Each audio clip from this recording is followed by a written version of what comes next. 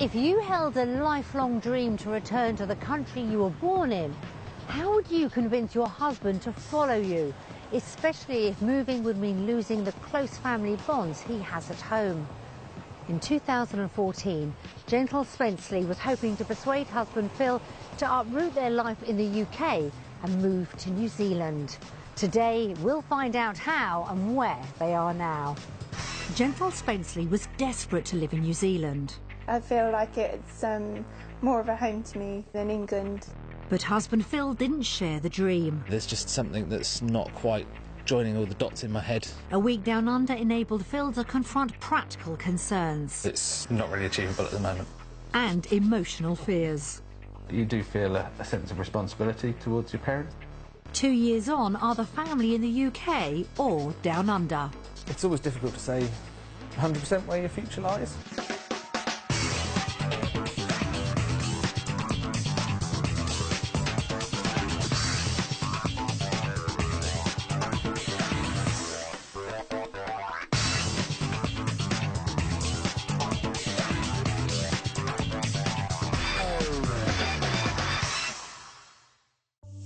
Boasting some of the most spectacular scenery on Earth and a relaxed way of life, New Zealand has been popular with British families seeking a new home since the 19th century. Around 9,000 families emigrate there every year, seeking their dream lifestyle in a country the same size as the UK, but with a fraction of the population. Gentle Spenceley left New Zealand with her parents when she was only 6 months old, and she'd felt cheated out of a life down under ever since. In 2014, she faced just 1 week to encourage Phil to give up everything they knew in the UK for a new life on the other side of the world. The family's journey began with a marathon 24-hour flight from London to Auckland via Singapore, a trip that's often tricky with a young child in tow. Harrison did sleep a bit, so... Our big concern was that distance with the 20-month-old, and he was really good. With Harrison well behaved, Phil had had plenty of time in the air to do some thinking. Trying to imagine parents and things doing that journey, you've been in confined space for 24 hours, you kind of think it's going to be quite hard for them. So. Gentle was delighted to be back in the country that held her heart. It feels a bit unreal to be here. We've got to get down to business and make some decisions. The coming week would be crucial in helping Phil decide if he could find the courage to make the move down under. Back in the UK, the Spenceleys were living in the pretty village of Worminghall in Buckinghamshire with son Harrison, who was then 1. The family had a comfortable life in the countryside, but Gentle was convinced things could be even better in New Zealand, the country where she was born. I feel like it would have been great to have grown up there, and when my parents had me, they came back to England and they stopped travelling, so I feel like I missed out a bit of what they got. Husband Phil was aware of Gentle's dream. It's something that I've known right from when we first met. When we first met, she was saving up to go travelling in New Zealand. After meeting Phil, Gentle spent a gap year in New Zealand, which had fuelled her longing to return there for good. I very much felt like I belonged there and I could quite easily fit into that way of life. She came back and she said that she really wanted to one day live out there and make a go of it. Dinner's ready. With Phil in the middle of his studies, it wasn't the right time to make the move.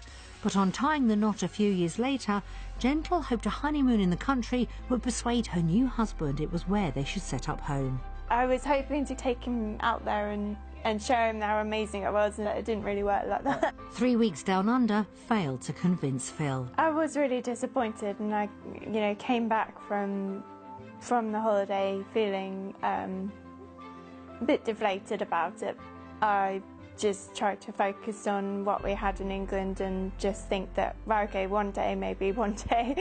Gentle's dreams were crushed, and rather than moving to the other side of the world, the couple moved into the English countryside. Harrison's birth in 2012 put thoughts of New Zealand on the back burner for Gentle, but a year later it was Phil who didn't feel quite at home. I know why, there's just something that I've never felt 100% settled. Seizing the moment, Gentle believed it was time for Phil to reconsider New Zealand as somewhere they could call home. The main reason I want to go out to New Zealand is just to enjoy the Kiwi way of life, and for Harrison to experience that as well. I think he will really thrive out there. But even though Phil wasn't sold on where the family lived, moving to the other side of the world seemed too big a leap. If the decision was down to Gentle, she'd say, yeah, let's just sell up and go out there anyway and live life. What's the worst that can happen? I can't, in my head, imagine how we could just sell up and move out there. Come on then, you're going to make... Phil feared a move could rob his family of the financial stability they had in the UK, and about the effects emigrating would have on his parents. The idea of taking their only grandson away from them, that's going to be really difficult, leaving them behind. Gentle understood breaking the bond Harrison had with her extended family would be hard too. My mum and dad are really close to Harrison. They love him very much, and I think it would break their heart, I think, if we did take him so far away. But she was prepared to pay the emotional cost of moving and feared the consequences if Phil couldn't be persuaded. I would worry that I'd feel resentful. I feel like it's more of a home to me necessarily than England. There is some pressure on me. I don't want to be the person to say no to ruin her dream. Gentle knew their trial week would be her last chance to persuade Phil to overcome his fears and make her dream come true.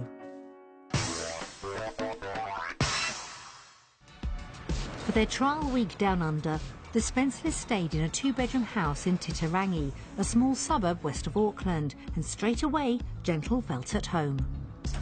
Wow! Oh, wow. Look at this, Harrison! What a view. Look at that view! Wow, look at the kitchen! You're not going to complain about doing washing up?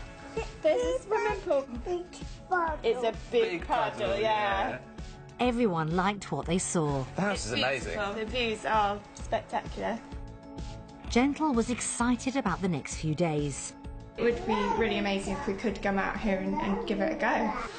But Phil was feeling anxious. What I'm most nervous about is the fact that this next week could completely change our lives. There's just so many questions unanswered, so many unknowns, and so much riding on it.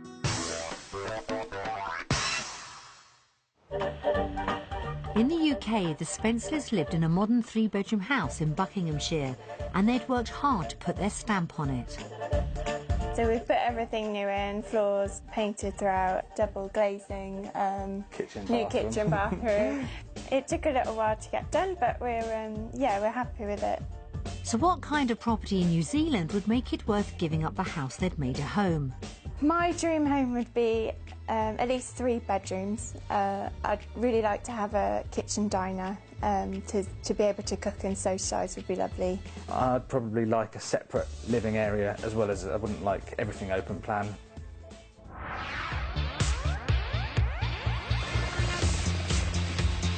Phil and Gentle had around £300,000 for a home in New Zealand. To see what their money could buy, we showed them 3 properties, 2 based on budget and a third based on the dream home. Only after they'd seen each one did they find out its value. Harrison was looked after by a childminder while the couple started their search in Titirangi. A thriving centre filled with cafes, markets and galleries, the area offered Gentle the village life she was used to, and just 8 miles from Auckland city centre meant a convenient commute for Phil.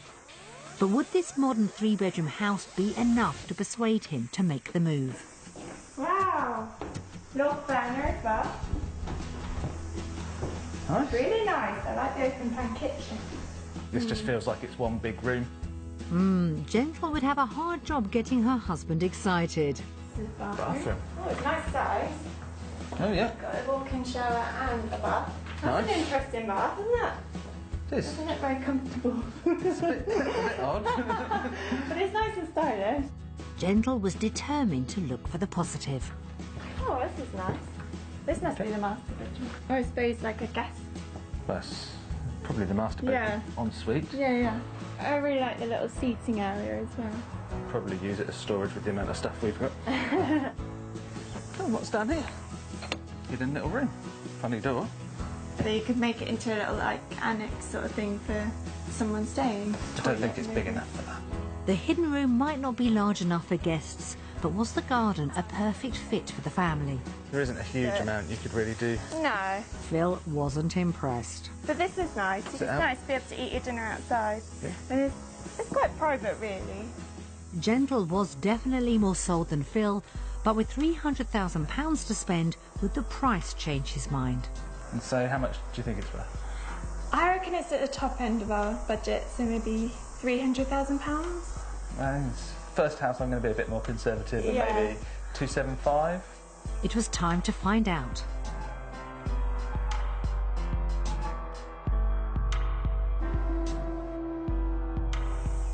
That was pretty close. You were pretty close. So 297,320. Obviously, it would have been better if you were right. I was probably looking for maybe a little bit more sparkle or a little bit more something to pull me in. The house was on budget, but Phil wasn't budging. The second property would need to deliver much more to keep Gentle's dream on track.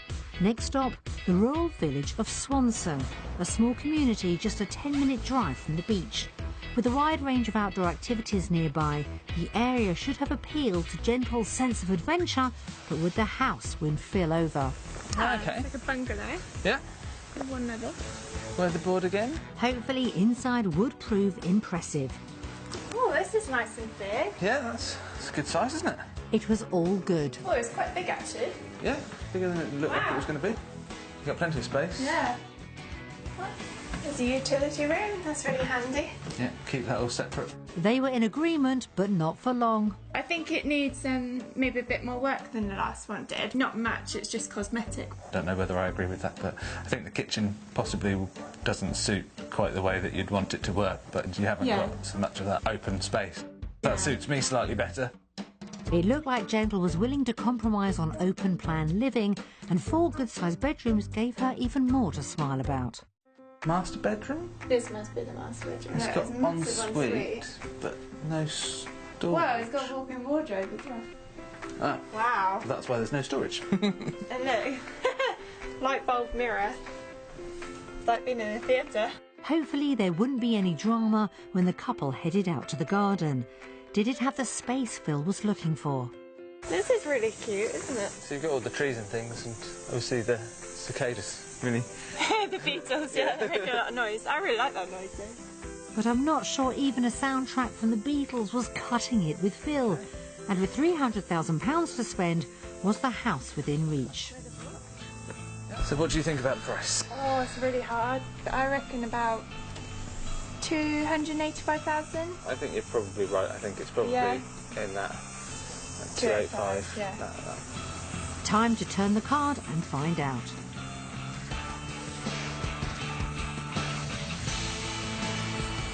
Okay, that's more. £310,000. It's a bit more, but then you are getting a lot more.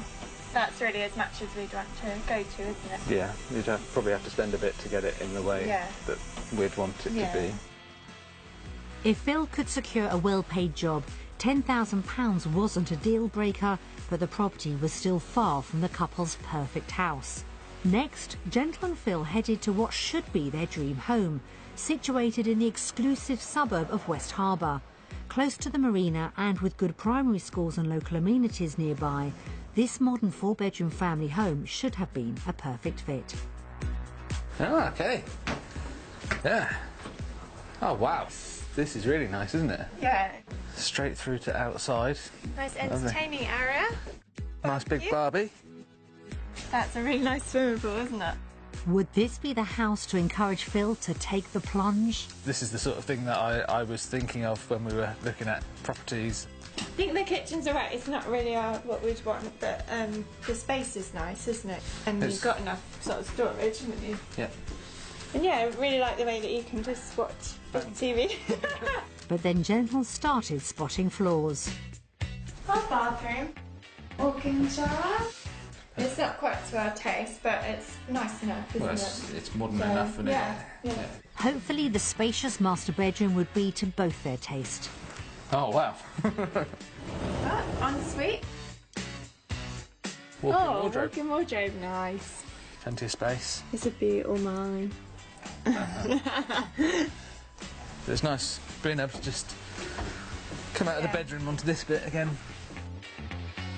Phil's enthusiasm was definitely a step in the right direction. But would everything change when he discovered how much the house cost? It's got to be £450,000 upwards. I think probably about the same.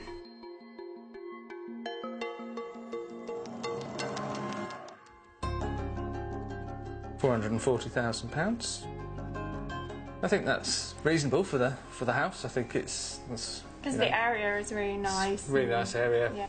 But it's not really achievable at the moment. Gentle and Phil's property search had been a real eye-opener. Despite being affordable, Property 1 lacked the wow factor for Phil. The second was more in line with the layout Phil favoured, but not quite to Gentle's taste. But the third house had appealed to both, even if achieving it meant adding £140,000 to their budget. So when it came to property, had Phil and Gentle seen enough to be sold on New Zealand?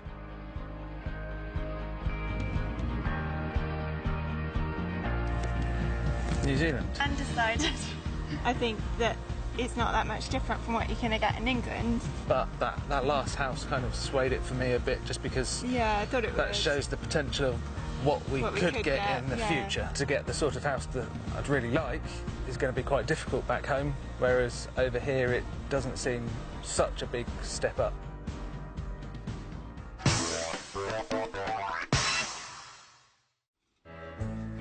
The reality of what they could afford in Auckland had dented Gentle's enthusiasm, but the dream home had persuaded Phil New Zealand could be an option for their family's future, providing they could find well-paid jobs.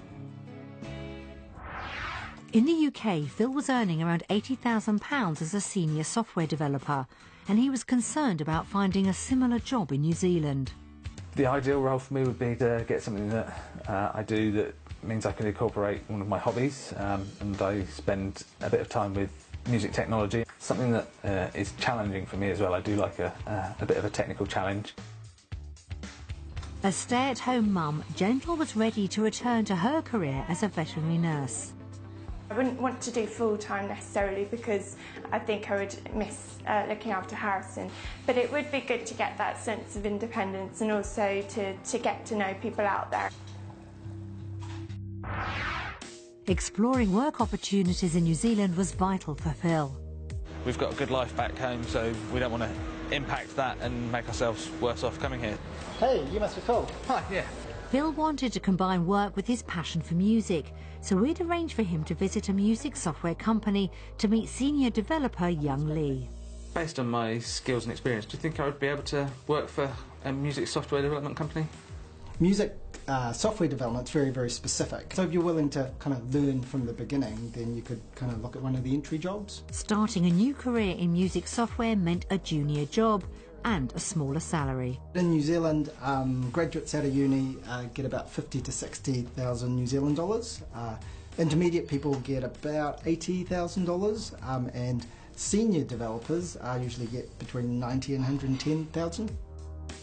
That was about £30,000 if Phil started at the bottom, less than half what he earned in the UK, meaning Gentle would definitely need to return to veterinary nursing in New Zealand. We'd arranged for her to meet Dr. Gary Cousins at a small clinic in Henderson Valley. Hello. Hi, Gentle. I'm Gentle. Nice to meet you. Thank you. Hello, Kenny. Yeah, that was a good response. Gentle was ready to talk business. Is there a high demand for nurses over here, or is it quite difficult to get a job?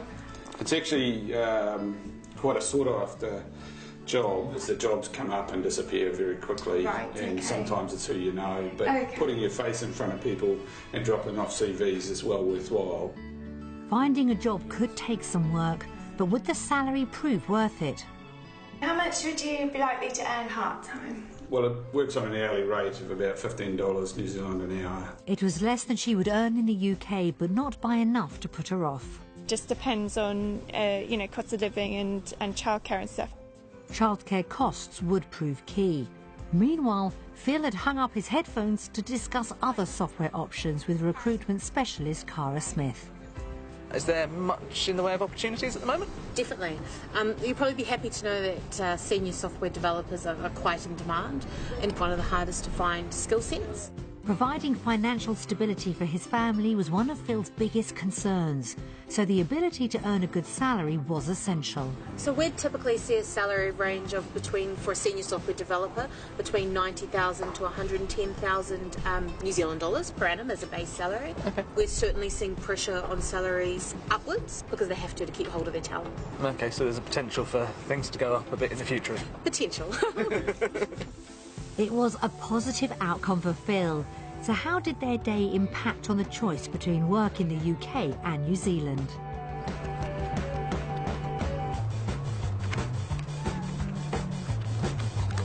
New Zealand. UK.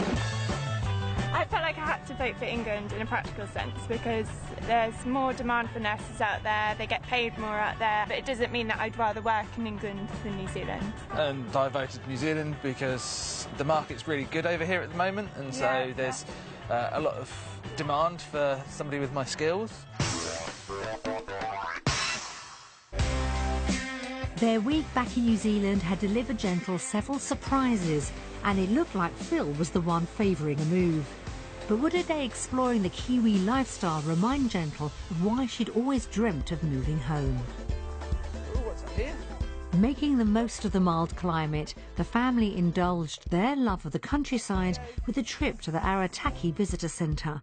With over 16,000 hectares of native rainforest and coastline, it didn't take long for the Kiwi countryside to work some magic. Good boy. Really nice up here. Yeah, it's got a number of different walks, so depending on how much time you've got, you can do different things. But stopping to reflect on what New Zealand offered also saw doubts raised. I'm feeling maybe a little bit of pressure as well after I've slept on things because the jobs didn't go quite so well for you yesterday and did go for me. So I know, and I feel really bad that, your dream job you might not be able to afford to be able to take because, I can't earn as much as I need to, so... Gentle and Phil's return to New Zealand had shown the country may not be everything Gentle hoped for, but Phil had seen some upsides. It's lovely to spend time with the family. Everybody's dream would be to not have to work and be able to come out here and just live that lifestyle all the time. It was a good sentiment to end the day on. So when it came to choosing between their lifestyle in the UK and New Zealand, how did the couple vote?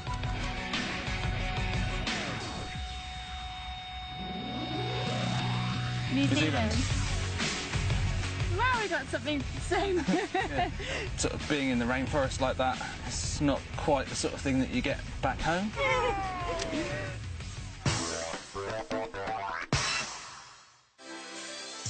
Gentle's dream to return to the country where she was born was back on track. But she knew if she couldn't prove to Phil the move was financially feasible, they wouldn't be going anywhere. The couple estimated they could get £300,000 for their property in the UK, so we sent round to estate agents to see if they were right. Sitting dining room, decorated very nicely. Brilliant sized kitchen, looks like it's been recently fitted. Good sized master bedroom. Love the walk-in shower, his and her sinks. Really, really nice room. Fantastic sized rear garden there. It's a lot nicer in summer. In the current market, I would value this property at £275,000. For a quick sale, I would value it at £270,000. In the current market, I would value this property at £275,000, and for a quick sale, I would put it on the market at £250,000. Based on those valuations, I think we would sort of struggle a bit, wouldn't we? We wouldn't want to sell for that price. No. Not for the effort that we've put into the house. We'd be at a loss. It was less than expected, so not the best start for Phil. To help see how finances would stack up down under, we'd prepared a cost of living comparison, starting with the weekly shop. Okay. A quick flick down, most things are a bit more expensive over here. Whole milk's a big jump up. Of course, that's almost nearly 3 times the price. It looked like food was generally more expensive. £38.45 a week worse off here in New Zealand. Next, they moved on to the bigger monthly outgoings, basing their mortgage repayments on the first property they'd viewed. The mortgage is almost the same as it is back home. I thought it'd be more, yeah. Electricity is £50 cheaper over here. That's good. Childcare. That's a cost that obviously we haven't got in the UK, but it's £312 for the month for childcare. The couple added up how their overall outgoings in New Zealand would compare to what they spend in the UK. Total outgoings in New Zealand, £3,081. £279 a month better off. So that's... Yeah, that's good, isn't it? It's just really surprising. Gentle was delighted to see they'd spend less each month down under, but how would their potential salaries affect the figures? Based on the other jobs that I might be able to get for up to sort of $110,000, yeah, that works out at £260 a month better off here in New Zealand. That's with you working in with Harrison in childcare. Across a year, that would be just over £3,000 a year better off. So yeah, that might cover a flight home. They'd stay in the black every month, so how did their findings play out when it came to choosing between finances in the UK or New Zealand?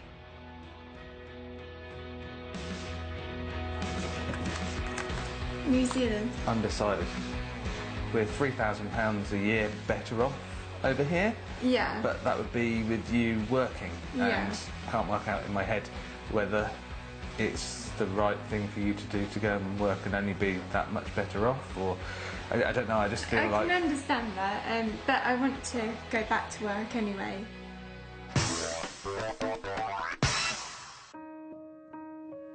Phil's indecision was a blow for Gentle, and a sign he could be losing faith in his wife's belief they'd have a better life down under.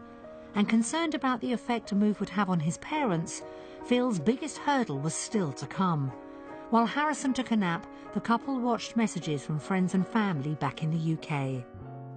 Hi guys! Hi Gentle, hi Harrison, hi Phil. Hope you've had a great week. They're a lovely little family. Gentle Phil will do everything for Harrison. She's very daring. She likes to get into action. She's really lovely. Well, we love him very much. He's a kind, loving person, and he tries to help us when he can. I was ill and he helped me. He came home. Uni to come home and help me. Oh, Harrison is gorgeous. He's just adorable. He's very attached to us for some reason or other. I think I'd really miss you, and I would like you to stay, but I think that you should go and do what you want to do. So go to New Zealand. Obviously quite sad at the thought that they might really do it. We'd both be pleased for them, but be upset for ourselves, as it were. Where am I going to go? Don't do that. We don't want them to go. But if they've got to go, they must. And whatever they decide, we're 100% behind them. Oh.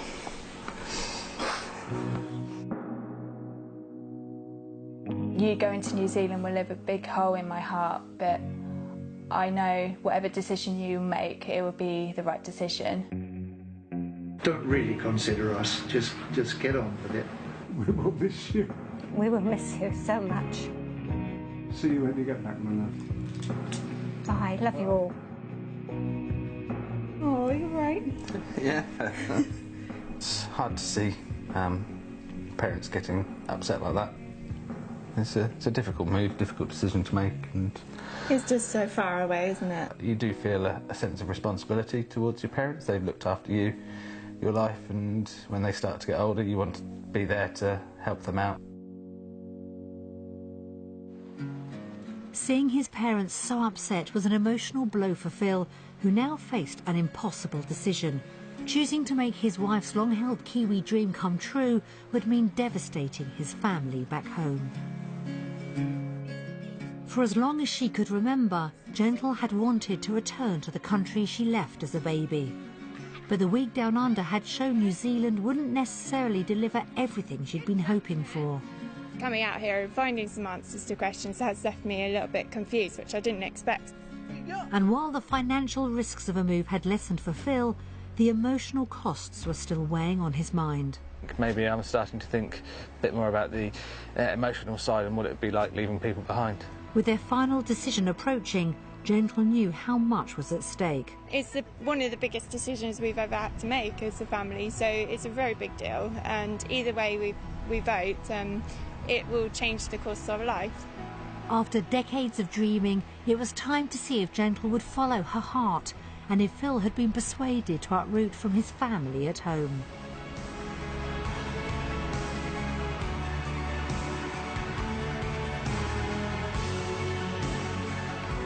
New Zealand. New Zealand.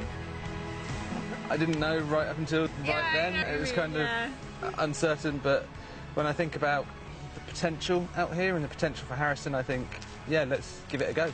Excited and a bit nervous, and just keen to see where we go from here, really.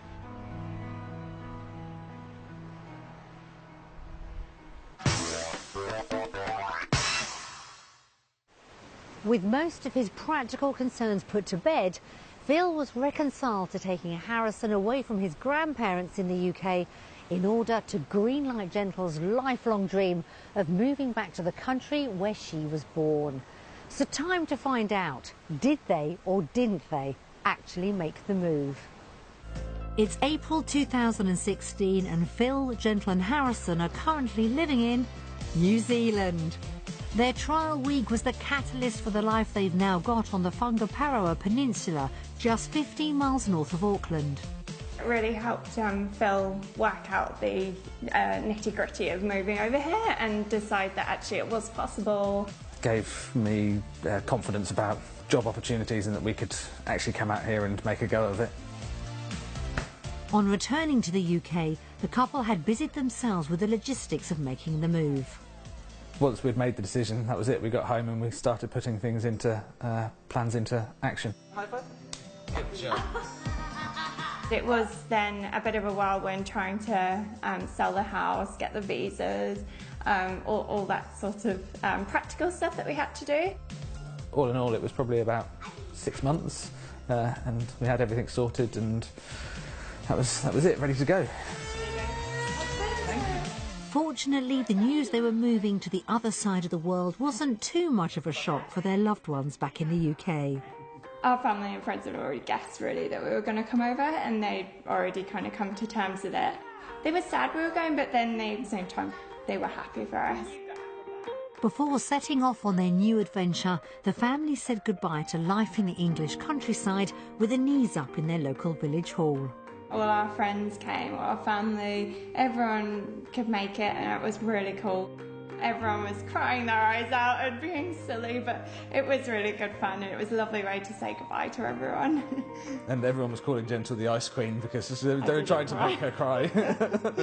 I was very sad inside, but I just didn't cry. She's the Ice Queen. The Spencleys arrived to start their new life in New Zealand in October 2014. And perhaps surprisingly, it was Gentle who found their first weeks back hardest to deal with. It was getting over the jet lag to start with, and then when you start getting over the jet lag, then the reality kicks in. It felt very isolating to start with. We had ourselves as a little family, but yeah, definitely was hard for the first few weeks. Sometimes you really did question why you moved over here. Okay, let's do the buttons first. Are you eating that? You're supposed to put it on the gingerbread man. Yeah. And she knew Harrison was unsettled too. Right, do you want to do some glitter? We were busy getting on with stuff, so I think for him it probably wasn't the best of times when we first moved over here. Okay, that's a very glittery gingerbread man. What do you think? That's right.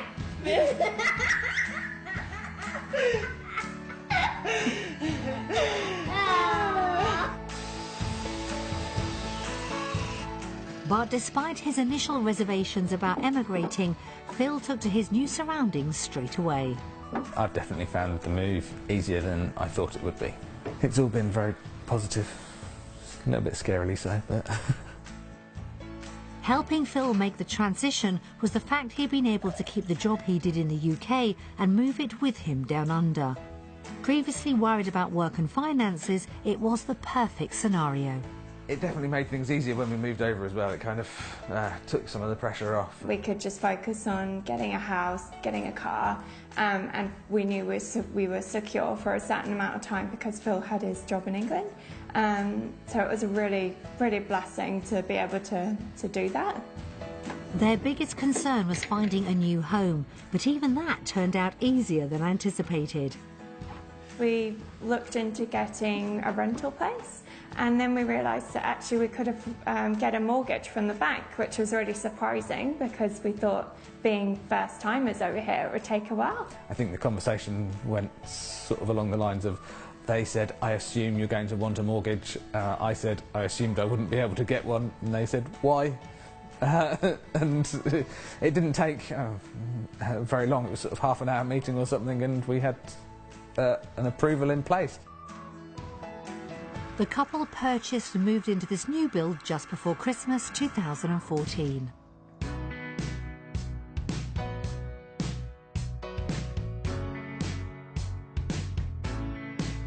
We've got a really nice house and it's lovely where we live.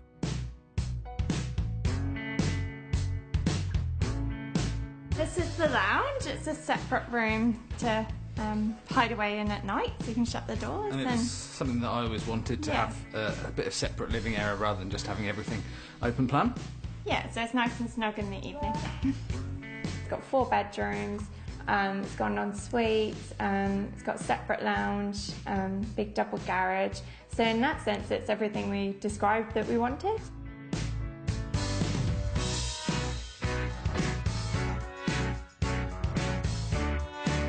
This is the pantry, which is nice because I can shut it off with the door so all the mess can disappear.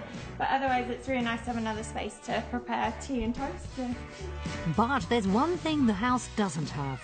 You kind of need to put some aircon in summer because it gets so hot. It's been designed to retain the heat, yeah. And it really does that very well. Yeah. This is the light, and that's a tractor, and that's a dinosaur, and that's a dumper. A few weeks after moving in, the family were finally reunited with their belongings from the UK, an event that signalled the start of happier times for Harrison. Shall I push this one along? Yeah, Mummy. As soon as he got his toys, he felt settled enough. We started making friends, he started making friends, and then he felt really settled.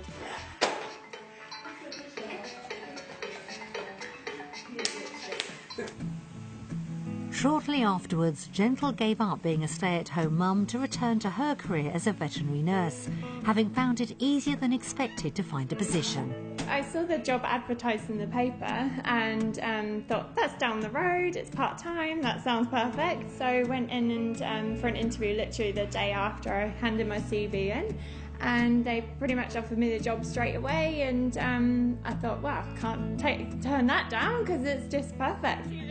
The reality hasn't disappointed. So I really enjoy my job because the people I work with are lovely, and I do perfect hours. It's 9 till 3, 3 days a week, so I get to pick up and take Harrison to preschool. Going back to work has helped Gentle feel more settled too. It felt like, you know, this is it, this is my life, and I lived here now.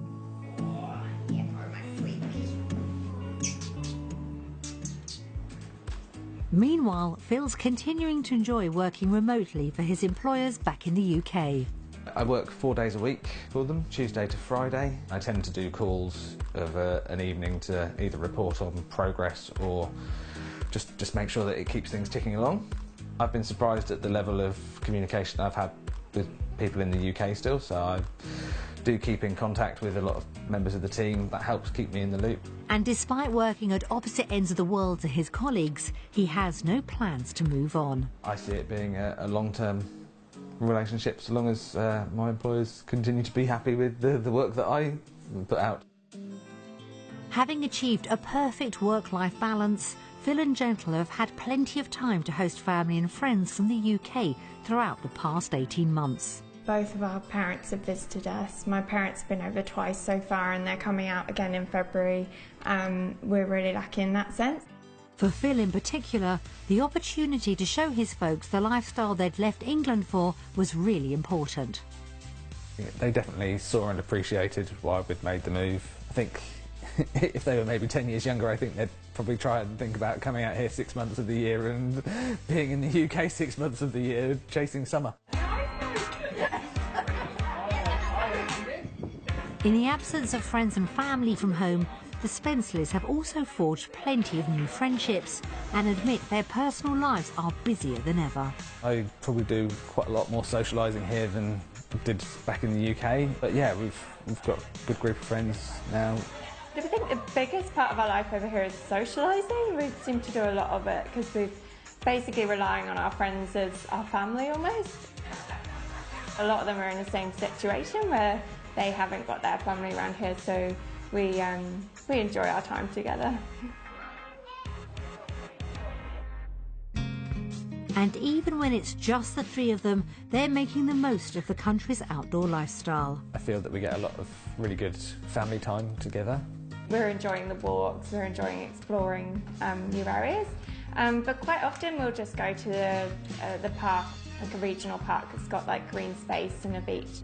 In the summer when it's nice and warm, we go for swims in the sea, and we've also got a swimming pool down the road, so we'll do that as well. The way of life over here is definitely very good, and I think the weather's a big factor of that. I'm just able to do a lot more.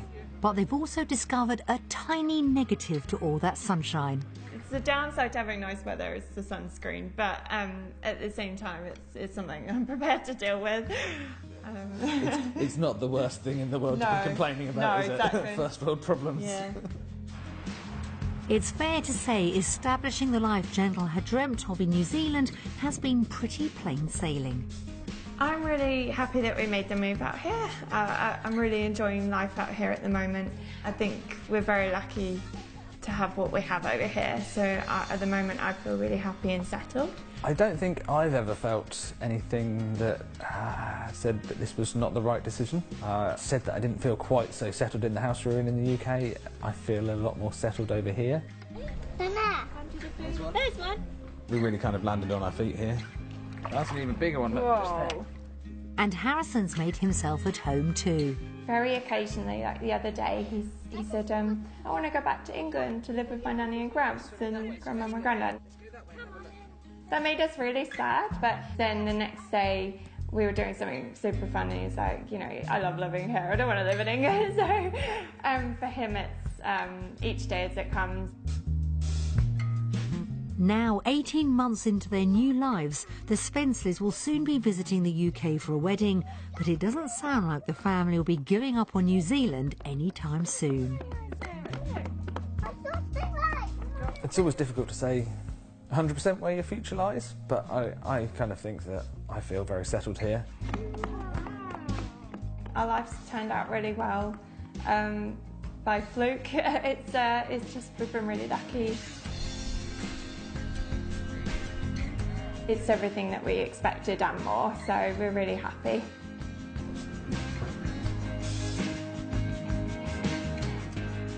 With everything falling into place, Gentle's New Zealand dream really has become the reality for her, Phil and Harrison. And it looks like the whole family have made the country their home. We wish them all continued health and happiness down under.